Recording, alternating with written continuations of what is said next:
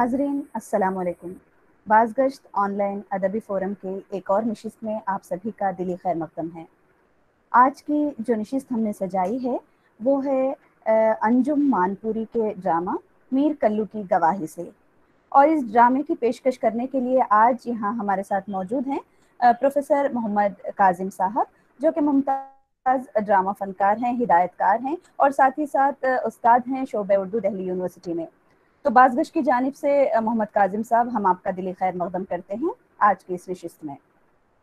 आज की इस नशिस्त में बतौर मेहमान खुसूसी हमारे साथ तशरीफ़ फरमा हैं जनाब असलम फरशूरी साहब, जो कि साबिक़ सीनियर प्रोड्यूसर ETV उर्दू रह चुके हैं और साबिक़ programme executive all India radio भी रह चुके हैं। असलम फारूकी साहब का भी बाज़गश्त में दिली खैर मक़दम है। इसके अलावा हमारे सरपरस्त प्रोफेसर बेगहसास साहब और बाज़गश्त की आज की इस नशिस्त से जुड़े तमाम हाज़रीन का हम फ़र्दन इस्तक़बाल करते हुए आज की इस नशिस्त का आगाज़ करना चाहते हैं। जैसा कि हम सभी जानते हैं कि इंसान अपनी ज़िंदगी में कहीं ना कहीं कभी ना कभी ड्रामाई रंग ज़रूर इख्तियार करता है। तो आज की नशिस्त हम समझते हैं कि उस एतबार से भी दिलचस्प होगी कि प्रोफेसर मोहम्मद काजिम साहब यहाँ पर ड्रामाई अंदाज में ही मीर कल्लू की गवाही हमारे सामने पेश करेंगे। इससे पहले कि मैं प्रोफेसर मोहम्मद काजिम साहब को दावत दूं, अपने साथी फेरोज़ आलम साहब से दरख्वास्त करती हूं कि वो यहाँ पर अंजुम मानपुरी का मुख्तसरन तारुफ पेश करे। डॉक्टर फेरोज़ आलम साहब। अंजुम मानपुरी का पूरा नाम असल नाम नूर मोहम्मद था और गया में आपकी पैदाइश 1881 में हुई थी। गया बिहार का एक बहुत ही मरदूम खेज ज़िला है जहाँ से बहुत ही अहम शख्सियात उर्दू अदब में रही हैं। उन्होंने इब्तदाई तालीम मौलाना खैरुद्दीन और मौलाना अब्दुल गफ्फार की निगरानी में गया में ही हासिल की। उसके बाद से वो मुरादाबाद के शाही मदरसे में दाखिला उन्होंने ले लिया और वहाँ से तालीम हासिल की। बाद अज़ां वो नदबतुल उलमा चले गए और वहीं से उन्होंने 1916 में फरागत हासिल की और वो उन खुशनसीबों में थे कि उनकी दस्तारबंदी में अल्लामा शिबली जैसी शख्सियत शामिल थी और उनके हाथों से उन्होंने दस्तार फजीलत पहनी। उन्होंने 1914 में एक नीम मजहबी रिसाला रहनुमा शाया करना शुरू किया था और 2-3 साल में ये रिसाला बंद हो गया। उसके बाद से फिर तलाश माश के सिलसिले में वो लाहौर तशरीफ ले गए। लाहौर में उनकी मुलाकात ज़फ़र अली खान साहब से हुई। ज़फ़र अली खान साहब के बारे में सब जानते हैं कि ज़मींदार के एडिटर थे और उस ज़माने में पूरे मुल्क और बैरून मुल्क हर जगह ज़मींदार की धूम थी। उन्होंने ज़मींदार में उन्हें सब एडिटर रख लिया और वहाँ उनकी जो अदबी सलाहियतें थी उनको परवान चढ़ने का खूब मौका मिला और उसी ज़माने में फिर उन्होंने तंज़िया मज़ाहिया मज़ामीन का सिलसिला भी शुरू कर दिया था। वहाँ से जब वो वापस आए तो उन्होंने गया से नदीम नाम का बेहतरीन रिसाला शुरू किया जिसके ख़ास नंबर उस ज़माने में 1933, 34, 35 में शाये हुए और उन ख़ास नंबरों की भी खासी शोहरत हुई और अब तक वो हवाला जाती हैसियत रखते हैं। अंजुम मानपुरी की वफ़ात 1958 में हुई। उनकी कई किताबें हैं, 4 किताबें ख़ास तौर से बेहद अहम हैं। तंज़ियात मानपुरी 2 जिल्दों में है, मताइबात मानपुरी और मरने के बाद, ये उनकी 4 किताबें हैं। उनके मज़ामीन बहुत ही अहम है और तंज़ो मिज़ाह जो है उनके यहाँ आपको पतरस का रंग भी मिलेगा, रशीद अहमद सिद्दीकी का रंग भी मिलेगा, फरतुल्लाह बेग का रंग भी मिलेगा। आज का जो मजमून पेश किया, जो ड्रामा पेश किया जाएगा, जो हमारे सीनियर प्रोफेसर मोहम्मद काजिम साहब पेश करेंगे, उसमें भी आप मुलाहजा फरमाएंगे कि उनके यहाँ तंज भी है, मिजाह भी है और जुमलों की जो चुस्ती है وہ زبردست ہے، اور جملوں میں جو کاٹدار لہجہ وہ اپناتے ہیں، یا پھر جس طرح سے ان کے یہاں جزیات نگاری ہے، ایک ایک چیز کو کتنا غور سے دیکھتے ہیں، یہ تمام چیزیں ان کے یہاں ملتی ہیں. اور ان کا چونکہ مطالعہ بھی بے حد وسیع تھا، مشاہدہ بھی بہت وسیع تھا، چنانچہ ان کے زیادہ تر مضامین میں دلچسپی کا عنصر ملتا ہے. ایک مضمون ہے دوستی، جس میں انہوں نے دوستی کی جو مختلف قسمیں بتائی ہیں، انہیں قلبی دوستی بتایا ہے، سفری دوستی ہے، اخلاقی دوستی ہے، سماجی دوستی ہے، کاروباری دوستی ہے، استحفاظی دوستی ہے، سیاسی دوستی ہے. دوستی کی مختلف قسمیں انہوں نے بیان کر دی ہیں. اسی طرح سے ادب کی مختلف قسمیں ایک مضمون میں بیان کرتے ہیں، تو بتاتے ہیں کہ ادب لطیف ہے، ادب حریف ہے، ادب کثیف ہے، ادب شریف ہے. تو ادب کی مختلف قسمیں بیان کی ہیں انہوں نے. تو اس طرح ہم دیکھتے ہیں کہ ان کے ہاں طنز و مزاح جو ہے اس پر انہوں نے خوب محنت بھی کی ہے، اور یہی وجہ ہے کہ ان کا کوئی بھی مضمون اٹھا لیجئے، آپ اس کو ختم کیے بغیر چین نہیں لیں گے. اور اس میں جو بنیادی چیز ہے، جو جس طرح سے طنز و مزاح نگار جو سماج کو بدلنے کی خواہش رکھتا ہے، سماجی کجرویوں پر جس طرح سے اس کی نظر ہوتی ہے، وہ تمام چیزیں انجم مانپوری کے مزاحیہ اور طنزیہ مضامین میں ہمیں دیکھنے کو ملتی ہیں. یہ افسوس کی بات ہے کہ انہیں اس طرح سے شہرت نہیں مل سکی جس طرح سے دیگر مزاح نگاروں کو مل سکی. بے حد شکریہ. تو چلیے آگے بڑھتے ہیں، اور ڈرامہ میر کلو کی گواہی پیش کرنے کے لیے ہم دعوت دینا چاہیں گے پروفیسر محمد کاظم صاحب کو. لیکن اس سے قبل کہ محمد کاظم صاحب یہاں ڈرامہ پیش کریں، میں پروفیسر محمد کاظم صاحب کا تعارف یہاں دینا چاہوں گی. حالانکہ ڈرامہ نگاری سے خصوصی دلچسپی کے باعث بہت سارے لوگ ان سے واقف ہیں، اور ان کے جو کام ہیں اور بازگشت میں بھی یہ پہلے تشریف لا چکے ہیں. پھر بھی میں پروفیسر محمد کاظم صاحب کے بارے میں بتانا چاہوں گی کہ انہوں نے JNU سے PhD کی ڈگری حاصل کی ہے. آج کل کے سب ایڈیٹر کی حیثیت سے بھی اپنی خدمات انہوں نے انجام دی ہے. دہلی یونیورسٹی کے شعبہ اردو میں بحیثیت پروفیسر اپنی خدمات انجام دے رہے ہیں. ڈرامہ، تھیٹر، ماس میڈیا اور فکشن سے خصوصی دلچسپی رکھتے ہیں. ان کے زیر نگرانی 8 طلباء نے PhD کی ڈگری حاصل کی ہے، اور 6 طلباء ابھی PhD کا کام ان کی زیر نگرانی کر رہے ہیں، جبکہ 24 طلباء نے MPhil کی ڈگری حاصل کی ہے، اور 2 ابھی اپنا ریسرچ ان کے زیر نگرانی MPhil کا کر رہے ہیں. مختلف ادبی رسائل اور جرائد میں آپ کے مضامین شائع ہوتے رہتے ہیں. اس کے علاوہ جہاں تک کتابوں کی بات ہے، تصانیف کی بات ہے، تو اشاریہ اردو سائنس ماہنامہ ان کی ایک اہم کتاب ہے. اس کے علاوہ وطن کا قرض، جو کہ اسٹیج ڈراموں پر مبنی ہے، یہ بھی ایک اہم کام ان کا ہے. محمد مجیب کے ڈرامے، اس کے علاوہ نصر غزالی حیات و فن، بنگال میں اردو نکڑ ناٹک، داستان گوئی جیسی کتابیں ان کی اہم تصانیف ملتی ہیں. ہم بازگشت کی جانب سے تہ دل سے آپ کا ایک بار پھر استقبال کرتے ہوئے، ساتھ ہی ساتھ بازگشت کی جانب سے آپ کو مبارکباد دینا چاہیں گے کہ آپ پروفیسر بن چکے ہیں. اب شعبہ اردو دہلی یونیورسٹی سے وابستہ ہیں، اور پروفیسر کے عہدے پر آپ کو ترقی دی گئی ہے. تو ہم سمجھتے ہیں کہ اردو زبان و ادب کی خدمت آپ یوں ہی جاری رکھیں گے. ایک بار پھر بازگشت کی جانب سے آپ کو دلی مبارکباد، اور ہم آپ سے گزارش کرتے ہیں کہ ڈرامہ میر کلو کی گواہی یہاں پیش کریں. میں بازگشت کا شکر گزار ہوں، خصوصاً پروفیسر بیگ احساس صاحب کا، کہ وہ وقتاً فوقتاً ہماری تربیت کرتے رہتے ہیں، حوصلہ افزائی فرماتے رہتے ہیں، اور جب بھی ملاقات ہوتی ہے تو کیسے کام کرنا ہے، کیسے گفتگو کرنی ہے، کیا لکھنا پڑھنا ہے، اس کی تربیت بھی کرتے رہتے ہیں. اور بازگشت میں خصوصاً 2-3 بار پہلے بھی شریک ہو چکا ہوں اور سنتا رہا ہوں تک کم و بیش تمام نشستوں میں. یہ آج مجھے حکم ہوا ہے کہ انجم مانپوری کا میر کلو کی گواہی کو پیش کروں، اور میر کلو کی گواہی یہ ندیم، رسالہ ندیم میں اگست 1931 میں شائع ہوا تھا. یہ 1931 میں شائع ہونے والا مضمون یا ڈرامہ، یا جو آپ اس تحریر کو نام دے لیں، کہ آج کس طرح ریلیونٹ ہے اور آج کس طرح یہ اپنا کام کر رہا ہے اور اس کی اہمیت کتنی ہے. یہ دیکھیں، اس پر گفتگو کرنے کے لیے لوگ موجود ہیں. میں اسے پیش کرتا ہوں. میر کلو کی گواہی. احسن اپنے گواہوں کے نہ آنے کی وجہ سے مقدمے کی تاریخ بڑھانے کے لیے مہلت کی درخواست دے کر بار لائبریری میں اطمینان سے بیٹھا ہوا اپنے وکیل سے باتیں کر رہا تھا کہ اس کا کار پرداز گھبرایا ہوا پہنچا اور بولا، گواہوں کی پکار ہو چکی ہے، حاکم نے مہلت کی درخواست نامنظور کر دی، گواہ حاضر نہ ہوں گے تو مقدمہ خارج کر دیا جائے گا۔ احسن کی بدحواسی دیکھ کر اس کے وکیل نے کہا گھبرانے کی کون سی بات ہے، گواہی دینے والوں کی یہاں کمی نہیں۔ چنانچہ فن گواہی کے مشہور ماہر اور پیشہ ور گواہوں کے استاد میر کلو صاحب بلائے گئے۔ وکیل صاحب نے احسن سے 5 روپے لے کر ان کے حوالے کیے اور ساتھ لیے اجلاس پر پہنچ گئے۔ میر صاحب حاکم کو سلام کر کے کٹہرے میں جا کر کھڑے ہو گئے۔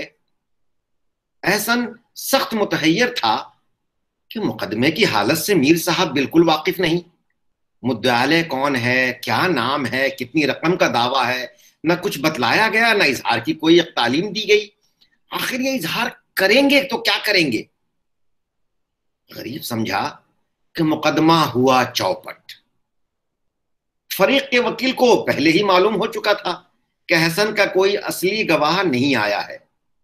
میر کلو کو کٹہرے میں دیکھ کر اور بھی خوش ہوا کہ یہ بھاڑے کا ٹٹو کہاں تک چلے گا۔ اگرچہ چیف کے سوالات سے مقدمے کی نوعیت کا اندازہ کچھ میر صاحب نے اپنی ذہانت سے لگا لیا اور یہ بھی سمجھ گئے کہ احسان علی خان اصلی مقروض کا انتقال ہو چکا ہے۔ اب بحیثیت وارث ان کے بیٹے شاہد خان پر یہ نالش دائر کی گئی ہے، لیکن احسان علی خان جنہوں نے تمسک لکھا تھا اور اس کی صورت، شکل، وضع، عمر سے واقف نہ ہونے کے باعث دل میں کچھ سوچنے لگے کہ فریق کے وکیل نے جرح کے سوالات شروع کر دیے۔ میر صاحب دروغ حلفی کے جرم میں ایک بار سزا پا چکے تھے، اس لیے پہلا سوال یہی کیا گیا۔ وکیل: میر کلو صاحب، آپ کبھی جیل کی بھی سیر کر آئے ہیں؟ ارے آج کل کون ملک کا خادم ایسا ہے جو جیل سے نہ ہو آیا ہو؟ آپ ملک کی کس خدمت کے صلے میں یہ فخر حاصل کرنے کا موقع ملا؟ آپ کو ملک کی کس خدمت کے صلے میں یہ فخر حاصل کرنے کا موقع ملا؟ ارے وہی قانون شکنی۔ وکیل: کس قانون کے توڑنے کی ذمہ داری آپ نے اپنے ذمہ لی تھی؟ ارے گاندھی جی نے نمک کے قانون کو توڑنے کا بیڑا اٹھایا تھا اور بعض لیڈروں نے جنگلات کے قانون کی خلاف ورزی کو اپنے ذمہ لیا۔ میرے خیال میں سب سے زیادہ ضرورت قانون شہادت کی اصلاح کی ہے، اس لیے قانون شکنی کے لیے میں نے اس کو منتخب کیا۔ حضور، یہ دروغ حلفی کے جرم میں سزا پا چکے ہیں مگر اپنی زبان سے صاف اقرار کرنا نہیں چاہتے۔ حاکم: تو آپ اس فیصلے کی نقل داخل کر سکتے ہیں۔ دوسرا سوال کیجئے۔ وکیل: کیوں میر صاحب، احسان علی مرحوم کو آپ جانتے تھے؟ اے حضور، جاننے کی ایک ہی کہی، خدا مرحوم کو جنت نصیب کرے، ہم دونوں ایک جان دو قالب تھے، نہ مجھے ان کے بغیر آرام، نہ ان کو میرے دیکھے بغیر چین۔ ان کی عمر کیا تھی؟ یہی 30 اور 60 کے درمیان رہی ہوگی۔ یہ 30 اور 60 کے درمیان کہنے سے کام نہیں چلے گا، صاف کہیے وہ بوڑھے تھے یا جوان؟ ارے عمر کے لحاظ سے تو بہت زیادہ بوڑھے نہیں تھے، مگر اکثر بیمار رہنے کی وجہ سے بوڑھے معلوم ہوتے تھے۔ بال سفید تھے یا سیاہ؟ نزلہ کی وجہ سے بال سفید ہو گئے تھے، لیکن جب خضاب لگاتے تھے تو جوان معلوم ہوتے تھے۔ رنگ گورا تھا یا کالا؟ نہایت ہی گورے چٹے آدمی تھے، لیکن وہی بیماری کی وجہ سے رنگ کچھ سانولا سا ہو گیا تھا۔ لامبے تھے یا ناٹے؟ قد تو لامبا تھا، لیکن کمر جھک جانے کی وجہ سے ناٹے معلوم ہوتے تھے۔ وکیل نے جھلا کر کہا، سوال کا صاف صاف جواب کیوں نہیں دیتے؟ یہ کیا لامبے تھے اور ناٹے بھی تھے، گورے بھی تھے اور سانولے بھی تھے، بال سفید بھی تھے اور سیاہ بھی؟ اس سے حلیہ کا کہیں صحیح اندازہ نہیں مل سکتا۔ جناب خفا ہونے کی کوئی بات نہیں، 1-2 روز کی ملاقات ہوتی تو البتہ اس وقت کی خاص وضع اور صورت کو بیان کرتا۔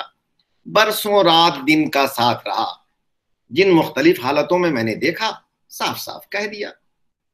اچھا، احسان علی مرحوم داڑھی بھی رکھتے تھے یا نہیں؟ ارے وہ عجیب آزاد وضع اور رندانہ مشرب کے آدمی تھے، جی میں آیا تو چاروں ابروؤں کو صفایا بول دیا، اور کبھی داڑھی بڑھائی تو خواجہ خضر کو بھی مات دے دی۔ فضول گوئی کی ضرورت نہیں، میں نے پوچھا تھا کہ داڑھی رکھتے تھے یا نہیں، صرف ہاں یا نہیں کہہ دیتے، اس کے علاوہ کچھ زیادہ بولنے کی ضرورت نہیں، دنیا بھر کے قصے سے ہمیں کوئی مطلب نہیں۔ بہتر آئندہ سے انہی 2 لفظوں میں جواب دوں گا۔ احسان علی خان مرحوم برابر رہتے کہاں تھے؟ جی ہاں۔ یہ جی ہاں کیا؟ میں پوچھتا ہوں کہ کہاں رہتے تھے تو آپ فرماتے ہیں جی ہاں، اس سوال کا جواب ہوا؟ جناب ہی نے تو فرمایا تھا کہ جواب میں صرف ہاں یا نہیں کہو، میں نے ہر سوال کے لیے تھوڑے ہی یہ جواب بتلایا تھا۔ اچھا اب کہیے کہ وہ کہاں رہتے تھے؟ اپنے مکان میں۔ لا حول ولا قوت، عجیب سمجھ ہے، میرا اس سے مطلب یہ ہے کہ شہر میں رہتے تھے یا دیہات میں؟ دونوں جگہ، کبھی شہر کبھی دیہات۔ دیہات میں ان کا مکان کس رخ کا ہے؟ آپ تو وہاں بھی ساتھ جاتے ہوں گے؟ جی ہاں، برابر ساتھ، دیہات بھی جایا کرتا تھا۔ اصلی سوال کو آپ کھا گئے، دیہات میں ساتھ رہنے کو میں نہیں پوچھتا، اس کا جواب دیجئے کہ وہاں مکان کس رخ کا ہے۔ شہر میں رہنے والوں کا دیہات میں اکثر تیر بہک جاتا ہے، وہاں جب جب گیا سمت کا مجھے صحیح پتہ ہی نہ لگا۔ ارے یہ روپے کس کام کے لیے انہوں نے؟ اپنی ضرورت کے لیے۔ ارے کون سی ضرورت؟ کیا کوئی خاص ضرورت آ پڑی جو بغیر قرض لیے کام نہیں چلتا؟ وہ نہایت ہی اول العزم تھے، خاص اور عام دونوں ضرورتیں ان کے لیے ایک تھیں۔ اپنے پاس 2-4 ہزار روپے رکھنا ضروری سمجھتے تھے۔ ارے کب روپے لیے انہوں نے؟ جب ضرورت پڑی۔ ارے کتنے دن ہوئے؟ ارے 360 دنوں کا 1 سال ہوتا ہے۔ اب حساب کرنا اور جوڑ کر بتانا کہ سب ملا کر کتنے دن ہوئے ذرا مشکل ہے۔ ارے دنوں کو جوڑ کر بتانے کو میں نے نہیں کہتا، یہ بتلائیے کہ کتنے سال ہوئے۔ ارے تمسک کی مرقومہ تاریخ کو دیکھ کر ارے آپ بھی جوڑ سکتے ہیں کہ کتنے سال ہوئے، تو صاف کہیے کہ ہمیں یاد نہیں۔ جی ہاں، پڑھنا لکھنا چھوڑے ہوئے زمانہ ہو گیا، اب حساب واقعی یاد نہیں۔ ارے حساب کے بھولنے یا یاد رکھنے کا سوال نہیں، تمسک کب لکھا گیا تھا، کتنا زمانہ ہوا، یہ یاد ہے یا نہیں؟ زمانے کے بارے میں جو آپ پوچھتے ہیں تو جہاں تک مجھے یاد آتا ہے انہوں نے اپنی زندگی ہی کے زمانے میں قرض لیا تھا۔ وکیل صاحب اس اول فول جواب سے سمجھ گئے کہ مقدمہ کے متعلق یہ حضرت کچھ بھی نہیں جانتے، صرف وقت گزاری کر رہے ہیں۔ لیکن غصہ تو اس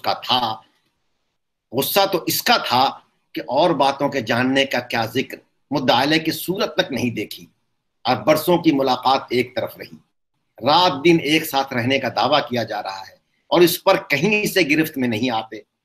آخر سوچ کر ایک ایسا سوال کیا جس سے وکیل صاحب کو یقین تھا کہ واقفیت اور دوستی کا سارا بھانڈا ہی پھوٹ جائے گا۔ وکیل صاحب نے سوال کیا، کہیے میر صاحب، احسان علی صاحب مرحوم سے اور آپ سے دلی دوستی تھی، برسوں ایک ساتھ رہنے کا اتفاق ہوا ہے، ان کا حرف تو آپ ضرور پہچانتے ہوں گے۔ یہی تو ایک کمال تھا مرحوم کا جس پر وہ برابر فخر کرتے تھے۔ وہ نہایت ہی خوشنویس ہفت قلم تھے، ہمیشہ مختلف شان سے لکھا کرتے تھے، قلم پر اتنا اختیار تھا کہ ان کا ایک خط کبھی دوسرے سے ملا ہی نہیں۔ اس جواب کے بعد وکیل صاحب نے سپر رکھ دی۔ 2 بجے سے مقدمہ شروع ہوا تھا، 4 بجنے کو چند ہی منٹ باقی رہ گئے تھے۔ حاکم نے مسکرا کر وکیل صاحب سے پوچھا، اور کچھ پوچھنا ہے؟ وکیل صاحب نے کہا، جی نہیں. لیکن یکایک ایک بات یاد آ گئی. حاکم سے کہا حضور صرف ایک اور سوال کر کے جرح ختم کر دیتا ہوں. مثل کے کاغذات میں ایک جگہ احسان علی خان مرحوم کے مرض الموت کا ضمناً تذکرہ تھا.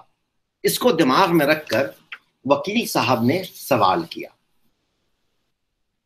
میر صاحب یہ تو بتلائیے کہ احسان علی خان مرحوم مرے کس بیماری سے؟ میر صاحب ہائے رونا تو اسی کا ہے کہ ان کے علاج میں کوئی دقیقہ نہیں اٹھا رکھا گیا. حکیم, وید, ڈاکٹر سب کا علاج کیا گیا مگر کسی کو اصل مرض کا پتہ ہی نہیں لگا. کوئی کچھ کہتا تھا, کوئی کچھ. چوں قضا آید طبیب ابلا شود. جناب وکیل صاحب سچی بات تو یہ ہے کہ ان کو موت کی بیماری تھی. 4 بج چکے تھے. اجلاس برخاست ہوا. احسن کو دوسرے روز اپنے گواہوں کے لانے کے لیے کافی موقع مل گیا اور یہ صرف میر صاحب کی بدولت ہوا. اس روز سے ہر شخص کو یقین ہو گیا کہ گواہوں کو سچے ہونے سے زیادہ ذہین اور حاضر جواب ہونے کی ضرورت ہے. بہت شکریہ.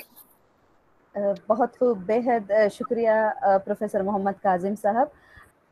آج میر کلو کی گواہی جو ڈرامہ پیش کیا گیا ہے اس پر تبصرے کے لیے اور آپ کی پیشکش پر بات کرنے کے لیے ہمارے ساتھ بطور مہمان خصوصی موجود ہیں جناب اسلم فرشوری صاحب, جو کہ سابق سینئر پروڈیوسر ETV اردو رہ چکے ہیں اور پروگرام ایگزیکٹو آل انڈیا ریڈیو بھی رہ چکے ہیں. اس سے پہلے کہ میں آپ کو دعوت دوں کہ آپ تبصرہ کریں, میں اپنے ساتھی ڈاکٹر گلرانا سے خواہش کرتی ہوں کہ وہ جناب اسلم فرشوری صاحب کا تعارف یہاں پیش کریں. ڈاکٹر گلرانا. بہت بہت شکریہ ہمیرا. سب سے پہلے تو میں جناب محمد کاظم صاحب کو مبارکباد دینا چاہوں گی. آپ نے بہت ہی عمدگی سے ڈرامہ یہاں پیش کیا, بہت بہت مبارک ہو. اور آج کے مہمان خصوصی جناب اسلم فرشوری صاحب کا بھی دل کی گہرائیوں سے اس پروگرام میں استقبال کرتے ہوں. حاضرین, اسلم فرشوری ریڈیو, ٹیلی ویژن اور اسٹیج تھیٹر کی دنیا کا ایک اہم اور قابل احترام نام ہے. ETV اردو میں بحیثیت سینئر پروڈیوسر اور ہیڈ آپ نے خدمات انجام دی ہیں. آل انڈیا ریڈیو حیدرآباد اور آل انڈیا ریڈیو گلبرگہ میں senior grade sub editor, assistant editor اور پروگرام ایگزیکٹو کے عہدوں پر 1974 سے 1999 تک فائز رہے. حیدرآباد سے شائع ہونے والے اردو روزنامہ انگارہ اور انگریزی روزنامہ ایوننگ اسٹینڈرڈ کے مینیجنگ ایڈیٹر بھی رہے. اس کے علاوہ میڈیا اور تشہیر سے متعلق کئی اہم تنظیموں اور نامور اداروں سے آپ وابستہ ہیں. آپ کی خاص پہچان آل انڈیا ریڈیو حیدرآباد سے 70 کی دہائی میں نشر کیے جانے والے نہایت ہی مقبول ریڈیائی سیریل چھوٹی چھوٹی باتیں کے کردار لالا بھائی کی حیثیت سے بھی ہے. حیدرآباد میں کئی لوگ اسلم فرشوری صاحب کو آج بھی لالا بھائی کے نام سے جانتے ہیں اور بلانا پسند کرتے ہیں. اس کے علاوہ آل انڈیا ریڈیو حیدرآباد سے نشر کیے جانے والے پروگرام مرزا جی کا دیوان خانہ کے مرزا جی یعنی اسلم فرشوری صاحب کو سامعین نے آج بھی یاد رکھا ہوا ہے. آپ کا اہم کارنامہ اپنی نگری اپنے لوگ بھی ہے. اس پروگرام کے تحت حیدرآباد کی تہذیب, یہاں کی ثقافت, عوام اور حیدرآباد کے محلوں اور بستیوں کے متعلق آپ کی تحریریں کافی مقبول ہوئیں. آپ نے تقریباً 1000 سے زائد ریڈیائی ڈراموں میں اپنی اداکاری اور صداکاری کے جوہر دکھائے ہیں. اسلم فرشوری صاحب نے کم سنی سے ہی اس میدان میں قدم رکھا, یعنی 10 برس کی عمر سے تھیٹر اور اسٹیج سے وابستہ رہے اور ایک نہایت ہی کامیاب فنکار کی حیثیت سے اپنی شناخت بنانے میں کامیاب ہوئے. فلموں میں بھی آپ نے اداکاری کے جوہر دکھائے ہیں. ان میں اہم ہیں انکر, نشانت, منڈی, ہری بھری, دکھ سکھ, راستے پیار کے, ایک ہی بھول, جدائی, خون اپنا اپنا وغیرہ. ٹی وی سیریلز میں عالم پناہ, دیا ساگر جو ہندی, تیلگو, کنڑا اور ملیالم زبانوں کے چینل سے پیش کیا گیا. اس کے علاوہ جے ویر ہنومان, کہکشاں, ادھیکار, کاروان غزل وغیرہ شامل ہیں. ایک اور اہم بات یہاں پر یہ بتانا چاہوں گی کہ کاروان غزل کے لیے اسلم فرشوری صاحب نے ہی اسکرپٹس بھی لکھے اور ہدایت بھی کی ہے. Theatre group fine arts academy से आपने कई ड्रामों में काम किया, जैसे दरवाजे खोल दो, पंचायत, भूखे भजन ना होवे गोपाला, दीवाने गालिब, खुली कुतुबशाह, भागमती, आज की भागमती और कई ड्रामे हैं जिनमें आपने अदाकारी और हिदायतकारी के जौहर दिखाए हैं। फहरिस्त काफ़ी तवील है, वक्त भी बहुत कम है। कुछ अरसे के लिए मौलाना आज़ाद नेशनल उर्दू यूनिवर्सिटी हैदराबाद के शोबे मास कम्युनिकेशन में मेहमान प्रोफेसर भी रहे। इसके अलावा इंस्ट्रक्शनल मीडिया सेंटर मानू की मुशावरती कमेटी के रुकन भी हैं। 2010 से theatre group fine arts academy के नायब सदर हैं। असलम फशूरी साहब के एजाज़ात की फहरिस्त भी काफ़ी तवील है। तासीस तेलंगाना के मौके पर आपको अदब और सहाफ़त की 50 साल खिदमत के ज़िम्न में 2017 में तेलंगाना स्टेट साहित्यम अवार्ड से नवाजा गया। बज़्म इल्म अदब हैदराबाद ने अलम बरदार उर्दू अवार्ड से नवाजा है। शुमाली अमेरिका के society of Indian Muslims Texas ने भी अदब और सहाफ़त की खिदमत के एजाज़ में आपको इनाम एजाज़ से सरफराज किया है। डलास एरिया तेलंगाना एसोसिएशन ने भी एजाज़ से नवाजा है। बज़्म इत्तेहाद जिद्दा ने भी आपको अवार्ड पेश किया है। ज़माने तालिब इल्म में भी उस्मानिया यूनिवर्सिटी ने बेहतरीन एंकर और बेहतरीन अदाकार के एजाज़ से नवाजा है। अदाकारी और सदाकारी और सहाफ़ती खिदमत के अलावा आपकी ख़ास पहचान नाज़िम मुशायरा की हैसियत से भी है। मुल्क और बैरून मुल्क के अहम मुशायरों में आप बेहतरीन निज़ामत करते हैं। इसके अलावा आप शायर भी हैं। नातिया कलाम का मजमुआ रहमतुल लिल आलमीन, गज़लों नज़मों का मजमुआ फ़स्ल सुखन एक और तसनीफ़ है जो रेडियो, टीवी, फिल्म और थिएटर से मुताल्लिक़ आपकी तहरीरों पर मबनी है, ज़राए तरसील अबलाग और ज़बान उर्दू। ये था मुख्तसर सा तारुफ जनाब असलम फशूरी साहब का। बेहद शुक्रिया। जी शुक्रिया डॉक्टर गुल राना। जनाब असलम फशूरी साहब हैदराबाद का जाना पहचाना नाम और आपके कारनामे ही आपकी पहचान है, हम कह सकते हैं। जनाब असलम फशूरी साहब। भाई सबसे पहले तो बेग एहसास साहब का बेहद शुक्रिया। डॉक्टर बेग एहसास ने जिस तरह मुझे मौका दिया कि मैं ड्रामे पर गुफ्तगू कर सकूं और ख़ासतौर पे ड्रामा मीर कल्लू की गवाही जो मानपुरी साहब का बड़ा खूबसूरत ड्रामा है और जिस तरह इस ड्रामे पर गुफ्तगू करने के लिए मुझे मौका अता करा उसके लिए बेहद शुक्रिया। मैं ममनून हूँ काजिम साहब का। बहुत खूबसूरत अंदाज में काजिम साहब ने पेश किया इसे। डॉक्टर फिरोज आलम साहब का भी शुक्रिया, डॉक्टर गुल राना का और मेरा सईद साहबा का। हालांकि उन्होंने कई मरतबा मेरा नाम गलत बोला, लेकिन कोई बात नहीं, कंफ्यूजन उनका अपनी जगह। बहरहाल गौसर सलान साहब का भी बेहद शुक्रिया। गौसर सलान बहुत अरसे के बाद की आवाज़ सुनने और उन्हें देखा नहीं है, अलग बात है।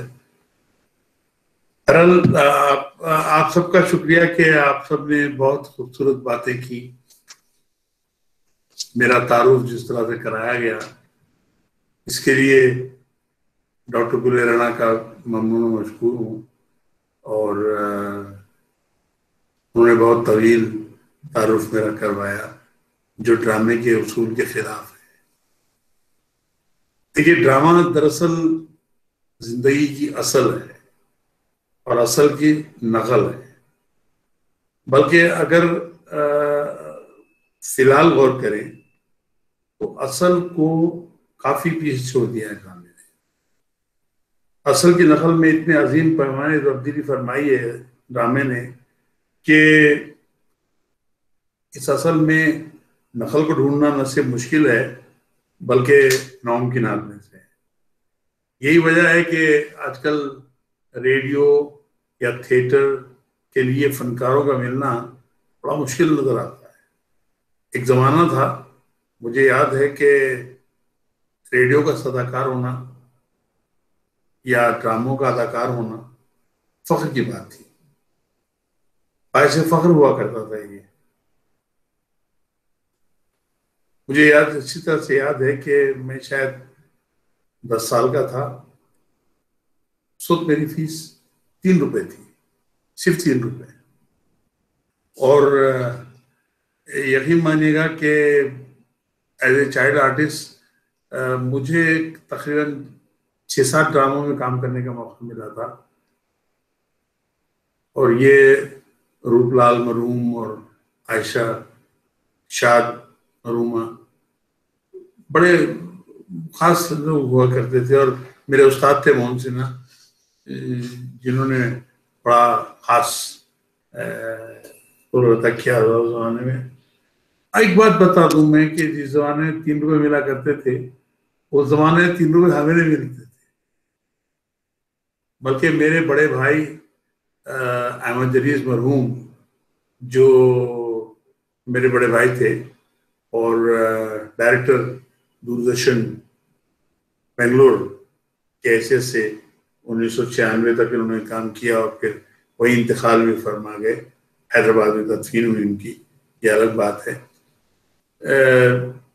तो 3 रुपए जब लेकर वो दस्तखत करके देते थे तो हम उनसे कहा करते थे कि भाई इडली खिला दीजिए। गोपी में एक रेस्टोरेंट था बड़ा मशहूर, उसमें जाके हम गोपी में इडली खाते थे। और जलील भाई जीजी जी ने हम कहते थे प्यार से, जीजी घर पहुंचते थे और 3 रुपए माँ के हवाले कर देते। आप यकीन मानेगा कि बड़े हुए जब हम, तो फीस हमारी 3 रुपए से 15 रुपए हो गई। लेकिन माशाल्लाह बहुत अच्छा लगा कि फीस पड़ गई। लेकिन एक ही दुआ है कि कोई लौटा दे मुझे मेरे वो सस्ते वाले दिन। यकीन मानिएगा कि रेडियो के वो लाजवाब दिन ड्रामों के सुनहरे दिन हुआ करते, जब उनके चाहने और सुनने वालों की तादाद लाखों में हो गई, और जो ड्रामों की तरह सुनने वाले भी लाजवाब होते थे। सुभान अल्लाह। जिस तरह उर्दू के पहले ड्रामे इंद्र सभा से इब्तिदाई थिएटर यानी पारसी थिएटर तक अगर देखें तो ड्रामों में हमारे ज्यादातर जिन, परियों और अफसानवी किरदारों के भरमार हुआ करती थी। और इस भरमार के पास जो ड्रामों की रफ्तार थी, यकीन मानेगा कि वो बहुत बहुत आहिस्ता थी, बहुत स्लो थी। और ड्रामे एकांगी हुआ करते थे, लेकिन वो बात नहीं हुआ, यानी उन ड्रामों में वो मजा नहीं आता था जो किरदारों की दूरी की वजह से हुआ था। रेडियो ने इंसानी जज्बात को अपने शहर से इस तरह पेश किया कि साफ सुनने वाला मुतासर हुए बगैर नहीं रह सका। रेडियो जब आया, ये शायद 36 या 37 की बात है, सन 1936 या 1937 में रेडियो शुरू हुआ। और जैसा कि इब्तिदा में रेडियो ने कहा कि पेश करने के लिए, प्रोग्रामों को पेश करने के लिए इन्होंने इस तरह अपनाया रेडियो ने कि अदब के मुख्तलिफ असनाफ को अपना प्रोग्रामों का हिस्सा बनाया। मसलन अफसाने होते थे या मज़ामीन होते थे, न्यूज़ वगैरह होती थी, उसी में ड्रामों को थिएटर से निकाल कर और ज़रूरत के मुताबिक उनको छोटा करके यानी मुख्तसर करके ड्रामों को नशर किया गया और इस तरह सुनने वाले पैदा हुए।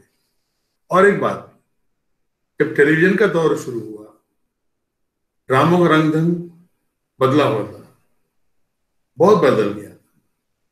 बल्कि ड्रामों ने टेलीविजन के लिए अपने आप को बदल दिया था। और चूंकि वजह उसकी ये थी कि ड्रामों के शायकीन ने इसलिए पसंद किया कि जो स्टाफ लिया गया था इब्तिदा में वो रेडियो वाला स्टाफ था। रेडियो का स्टाफ टेलीविजन के लिए काम करता था, तो इन्होंने सदाकारी को अदाकारी में बदल दिया। तो नतीजे में सुनने वालों और देखने वालों का भी एकसां दिलचस्पी का आभास ये था कि टेलीविजन रेडियो का दूसरा रूप था, दूसरा रंग था, और लोगों ने इसे पसंद किया और इस पेशकश को यानी सराहा भी, ड्रामों के अंदाज को सराहा, अदाकार बदलने लगे, अदाकार बदलने शुरू हुए, किरदार बदलने लगे, और सदाकारी में जो मजा था वो अदाकारी में और वाज़ेह तौर पर नजर आने लगा। कहा जाता है कि जिस तरह ड्रामों का रंग रूप या रंग ढंग हुआ करता था, उसमें आने वाले ड्रामों की पेशकश के अंदाज पर काफी असर डाला था, और यही अंदाज हमें नजर भी आता है। आपने गौर किया होगा कि अंजुम मानपुरी साहब का, जिनका नाम नूर मोहम्मद था, 1931 में नदीम में छपा हुआ ड्रामा अभी कलीम साहब ने पेश किया, काजिम साहब ने पेश किया, सॉरी। ड्रामों की तहरीर में एक बात अहम है और खुसूसी उसको ख्याल रखना पड़ता है कि ज़बान सादा हो, सादा फहम हो, मुकालमे लंबे और तवील ना हो, मौजू वाज़ेह तौर पर उजागर हो, और एक बात, अमीर गहराई लिए हुए अल्फाज का इस्तेमाल इसमें कम होता था। और यही अंजुम मानपुरी साहब की खुसूसियत है कि उन्होंने ड्रामा मीर कल्लू की गवाही में जो इस्तेमाल किया। ये और बात है कि ड्रामे में जो पता नहीं है, मुझे अफसाना सा लगा इब्तिदा में, इंशा परताजी का भी रंग रूप नजर आया इसमें, और जिस तरह से काजिम साहब ने पेश किया उसको और मुकालमों को जिस तरह से अदा किया, माशाल्लाह बहुत अच्छा अंदाज है, बहुत अच्छा अंदाज था। और ख़ासतौर पे ये है कि इब्तिदा में जिस तरह से नेक तवक्कुआत वाबस्ता होती हैं, उस तरह नेक तवक्कुआत वाबस्ता की गई। मेरे एक जो उम्मीद थी काजिम साहब से, वो शायद उम्मीद टूटी है मेरी। काजिम साहब तो पिछली बार तजुर्बा ये कहता है कि माशाल्लाह पढ़ने में माहिर हैं, लेकिन ड्रामे की पेशकश कुछ अलग लगी, थोड़ी सी बदली हुई थी। और ड्रामा उस ज़माने का है, यकीन मानिए कि जिस ज़माने में ड्रामा पूरी तरह से नहीं हुआ था, बल्कि मीर कल्लू की गवाही की जो पेशकश थी वो काजिम साहब की अपनी उससे थे कि उन्होंने बड़े अच्छे अंदाज में पेश किया। और अंजुम मानपुरी साहब मरहूम ने अफसाने और ड्रामे को एक हसीन अंदाज में लिखा। बेशक 1931 में छपा हुआ ये ड्रामा वो मज़ा नहीं दे सका जो ड्रामे दरअमूमन दिया करते हैं। मेरा एहसास है कि इसमें सौती तासुरात की कमी थी, और सौती तासुरात अगर होते तो शायद मज़ा दोबारा हो जाता। ये मेरा अपना तासुर है। ड्रामे का आदमी हूँ, ड्रामे ज़िंदगी भर किए हैं, रेडियो के लिए, टेलीविज़न के लिए, थिएटर के लिए, और बाद में फिल्मों के लिए लिखता रहा। लेकिन अंदाज जो है वो मानपुरी साहब का बड़ा खूबसूरत था, और उससे अंदाजा ऐसे कीजिए कि काजिम साहब ने बहुत अच्छे अंदाज में पढ़ा, और मुझे बुरा नहीं लगा बल्कि बहुत अच्छा लगा, और मैं उनको मुबारकबाद पेश करता हूँ। साथ साथ मैं बेगे साहब को मुबारकबाद पेश करता हूँ कि उन्होंने बहुत अच्छे अंदाज में एक ड्रामे को लिया, और इस ड्रामे को होना चाहिए था, जिस तरह से होना चाहिए था उस तरह से ड्रामा हुआ है, और इसका सभी इसके खालिद मुबारकबाद है। बेहद शुक्रिया जनाब असलम फरशुरी साहब। और मैं माजरत ख्वाह भी हूँ कि नामों में मुमासलत की वजह से मैंने अपने हम मनसब साथी का नाम ले लिया है, तो मैं माजरत ख्वाह हूँ। और बहरहाल आज के इस नशिस्त में आपने بطور مہمان خصوصی یہاں موجود ہیں، اور جو انجم مان پوری کا ڈرامہ یہاں پیش کیا گیا ہے میر کلو کی گواہی، اس پر نہ صرف آپ نے تبصرہ کیا بلکہ ڈرامے کا جو پس منظر ہے اس پر بھی، جیسے کہ ریڈیائی ڈرامے وغیرہ یا ڈرامے کے عروج کا جو زمانہ تھا، جس میں جو ڈرامہ نگار ہے، ہدایت کار ہیں اور سامعین بھی کتنا اس میں انوالو ہوا کرتے تھے، اس بارے میں آپ نے سیر حاصل گفتگو کی، اور پروفیسر محمد کاظم صاحب کے بارے میں بھی اپنی رائے پیش کی۔ صدارتی خطاب میں پروفیسر بیگ احساس صاحب سے بھی ہم اس بارے میں جانیں گے، اور آپ نے جو سوال رکھے ہیں ضرور بیگ احساس صاحب اس کی بابت اپنے خیالات کا اظہار کریں گے، لیکن اس سے قبل ایک بات اور عرض کرنا چاہتا ہوں یہ جی جی سیدھی سی بات یہ ہے کہ پروفیسر کاظم موجود ہیں اور بیگ احساس صاحب موجود ہیں۔ ڈرامے اگر اس طرح سے ہوں یا ڈراموں کی پیشکش کا جو انداز ہے اس انداز میں ڈرامہ ہو، یقیناً ڈرامہ یقیناً پسند کیا جائے گا اور لوگ پسند کرتے ہیں اسے، اور یقیناً حیدرآباد خاص طور پر پہچانا جاتا ہے اپنے ڈراموں کی پیشکش کی وجہ سے۔ اور کاظم صاحب جانتے ہیں دلی میں میرا چونکہ بازگشت سے تعلق رہا ہے میرا، ایک بات عرض کر دوں ہے کہ اگر یہ ڈرامے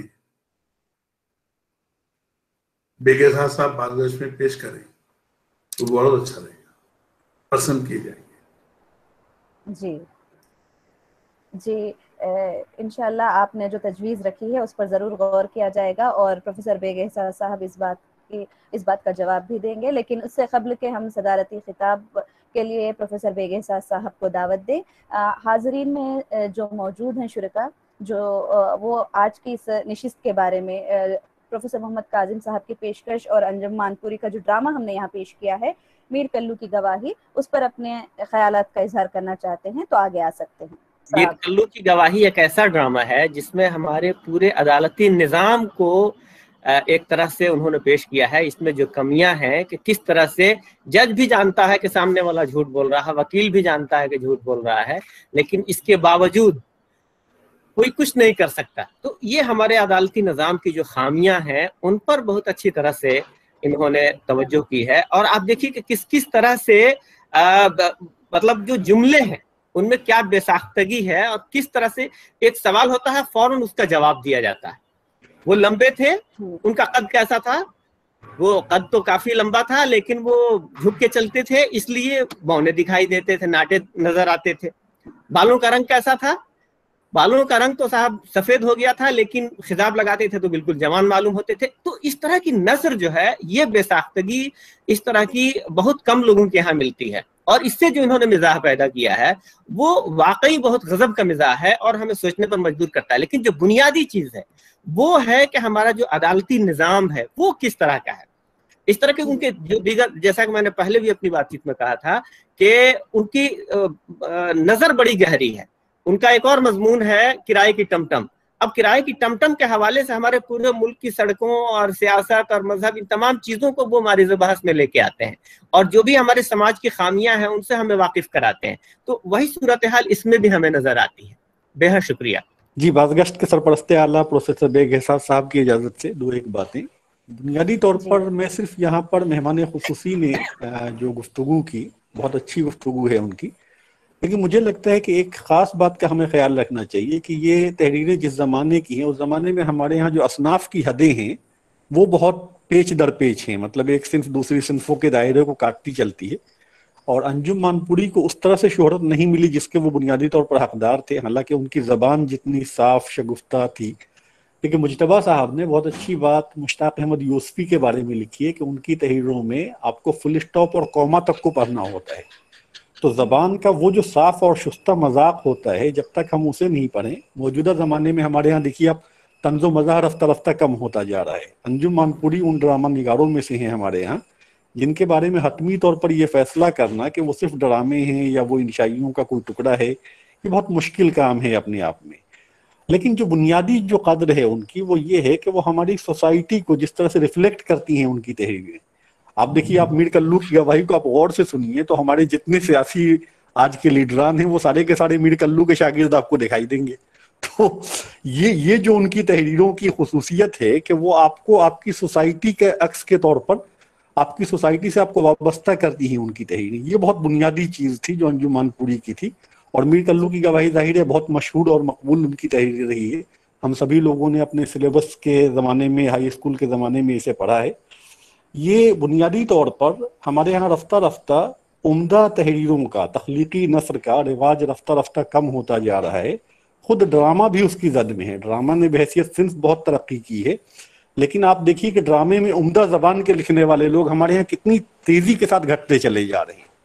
تو یہ ہمارے لیے غور کرنے کا مقام ہے کہ ہم ان چیزوں کو کس طرح سے، اور میں مبارکباد دینا چاہتا ہوں بیگ احساس صاحب کو کہ وہ اس طرح کی تحریریں جو تخلیقی زبان کا بہترین نمونہ ہے، اسے جب وہ اس پروگرام میں پیش کرنے کی کوشش کرتے ہیں تو اور کچھ نہ ہو، کم سے کم ہم ایک زبان کا ایک اچھا مذاق عام کرنے کی کوشش کر رہے ہیں. یہ بڑی بات ہے ہمارے زمانے میں. تو اس کے لیے میں بہت بہت مبارکباد انہیں دینا چاہتا ہوں. اور کاظم صاحب کا بھی کاظم صاحب کو بھی میں بہت بہت مبارکباد پیش کرنا چاہتا ہوں کہ انہوں نے اس ڈرامے کو اسی سلیقے سے پیش کیا جس کا وہ حقدار تھا. تو اس کے لیے میری طرف سے بہت بہت مبارکباد. اور میرا خیال ہے کہ اس طرح کی تحریروں کا سلسلہ مسلسل جاری رہنا چاہیے. بس انہی باتوں کے ساتھ میں اپنی بات ختم کرتا ہوں. تو پروگرام کو آگے بڑھاتے ہوئے میں اب نہایت ادب و احترام کے ساتھ بازگشت کے صدر کو پروفیسر بیگ احساس صاحب کو، جو کہ ہمارے سرپرست بھی ہیں، صدارتی خطاب کے لیے دعوت دینا چاہوں گی. پروفیسر بیگ احساس صاحب. جناب اسلم فرشوری صاحب،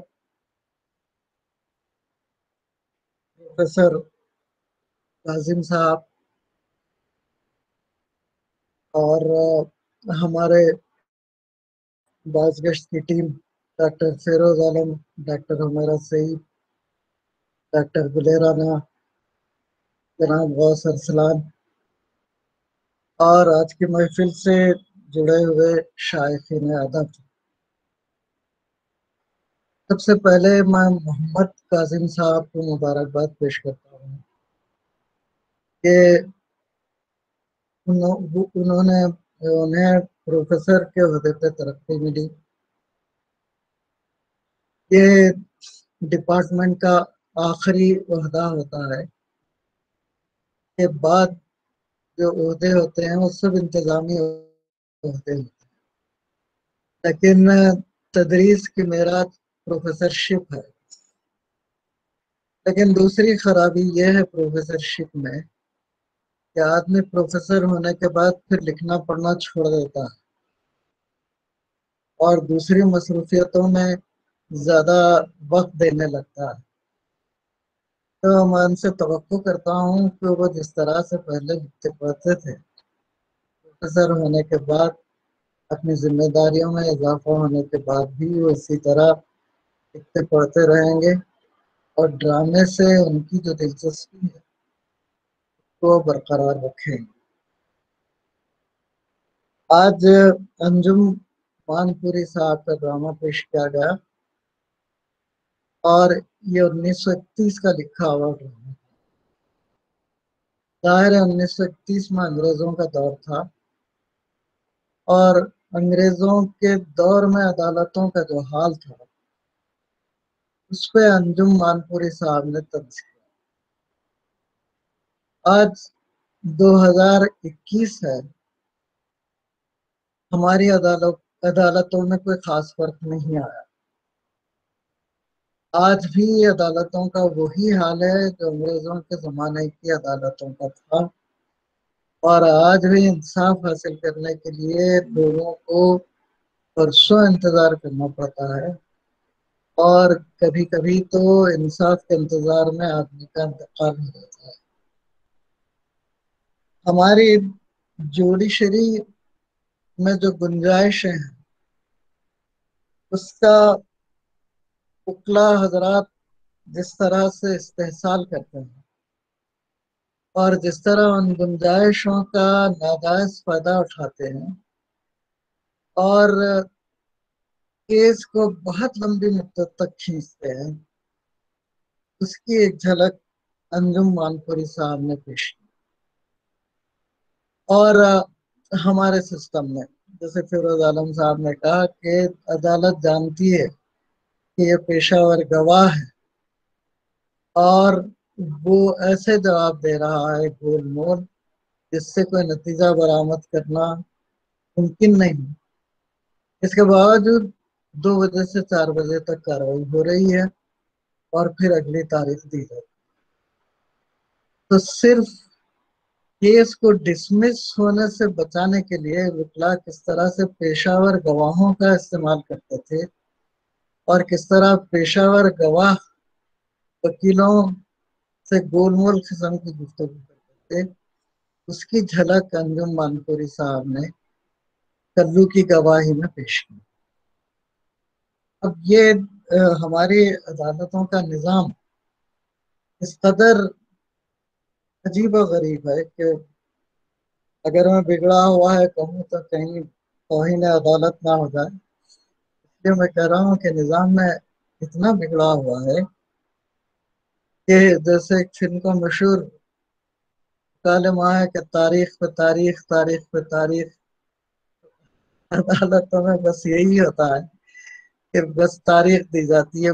پہلے 2-3 مہینے تو صرف تاریخیں دی جاتی ہے، پھر برسوں کیس نمبر پہ نہیں آتا، اور نمبر پہ آنے کے بعد بھی انصاف حاصل کرنا بہت مشکل ہو جاتا ہے. جیسے ہمارا سسٹم یہ ہے کہ پہلے تحت کی عدالتیں ہیں، اس کے بعد ہائی کورٹ ہے، اس کے بعد سپریم کورٹ ہے. تو ان 3 عدالتوں سے نمٹنا انسان کے بس کی بات نہیں. اس کو اتنی حیات ملے یہ ضروری نہیں، وہ 3 عدالتوں کے کیس لڑ کے زندہ بھی رہ سکے، اور کیس لڑتے لڑتے اگر وہ کیس جیت بھی جائے تو اس قابل ہو کہ جو ہے اپنی کامیابی کا جشن منا سکے. عدالتوں کا خرچ ہزاروں روپے، لاکھوں روپے ہوتا ہے، اور کبھی کبھی لوگ خرچ سے گھبرا کے عدالتوں کا رخ نہیں کرتے، آپس میں صلح کرنا پسند کر لیتے ہیں یا خاموش ہو جاتے ہیں. آج بھی ہمارا انصاف دولت مندوں کے ہاتھ میں ہے اور مفلس کو انصاف ملنا بے حد دشوار اور مشکل ہے.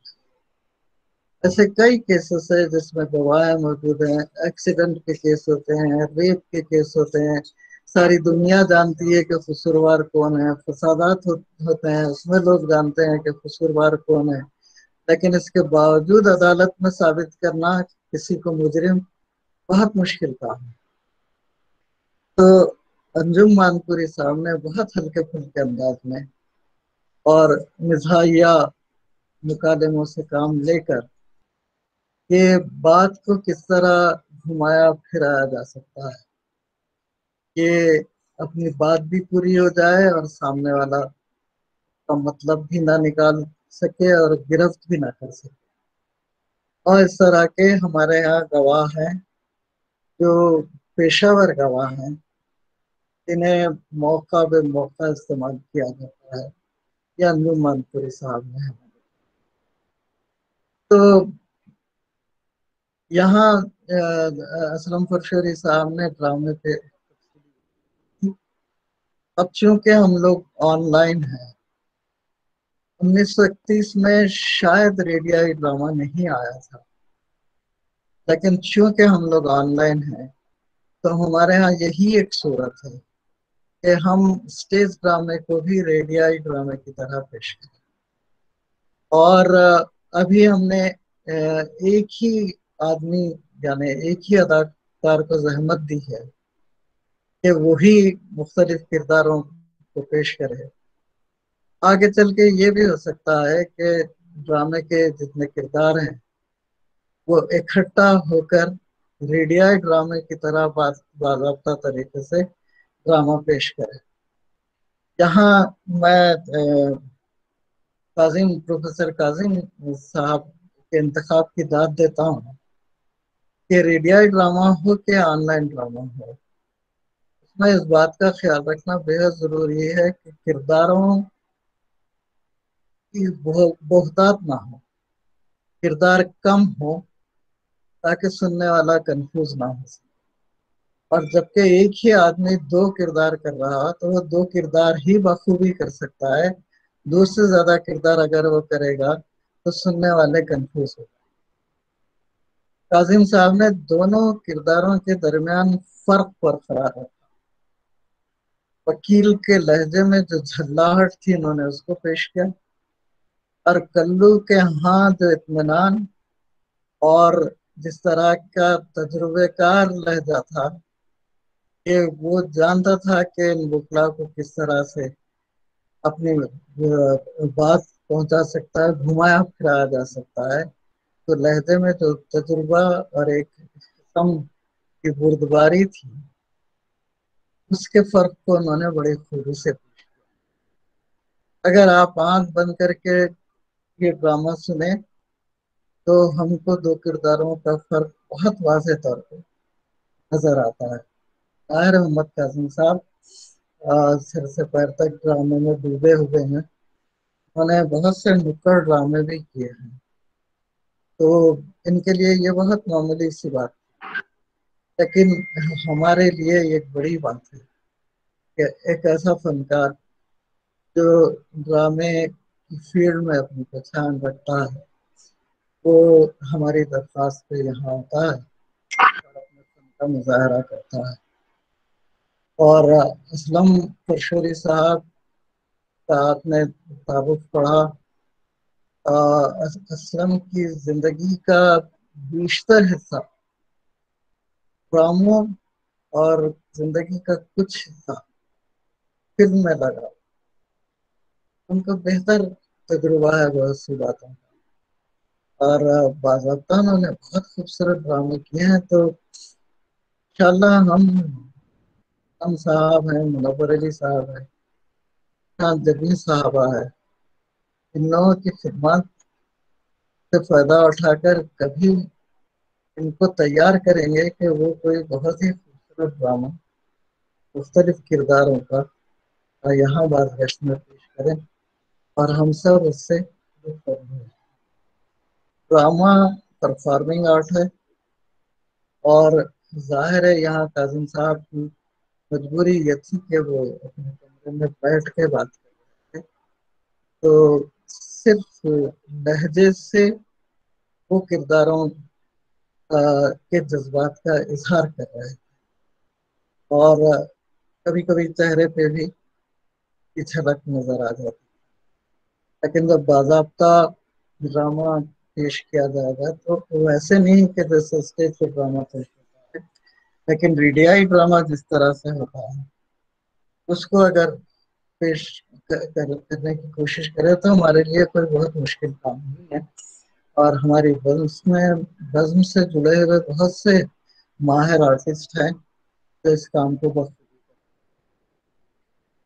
اب یہاں یہ عرض کر دوں کہ اس پروگرام کے بعد ایک اور پروگرام ہوگا 10 تاریخ کو.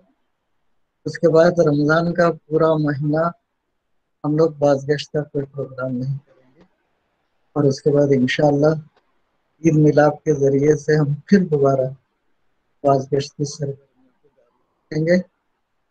میں جاوید رحمانی صاحب کا بہت شکر گزار ہوں کہ وہ جب بھی بحث میں حصہ لیتے ہیں کوئی نہ کوئی معنی خیز بات کرتے ہیں، اور بحث کو آگے بڑھانے میں اور تخلیق کو سمجھنے میں ان کے تاثرات بہت ہی ممت بیماری ثابت ہوتے ہیں. آج فیروز عالم صاحب نے بھی حصہ لیا، اچھا لگا. اور یہ کوئی پابندی نہیں ہے کہ اگر بازگشت کے منتظمین جیسے وہ ہیں تو اپنے تاثرات کا اظہار نہ کریں، بلکہ سب کو آزادی ہے اپنے تاثرات کا اظہار کرنے کی. بہت دن کے بعد یہاں ایک شخص نظر آیا جس نے شعر بھی پڑھا، تو میں سمجھتا تھا وہ اپنے تاثرات کا اظہار کریں گے، لیکن پتہ نہیں کسی مصلحت کے تحت وہ خاموش ہوئے. تو میں ان کا بھی خیر مقدم کرتا ہوں، اور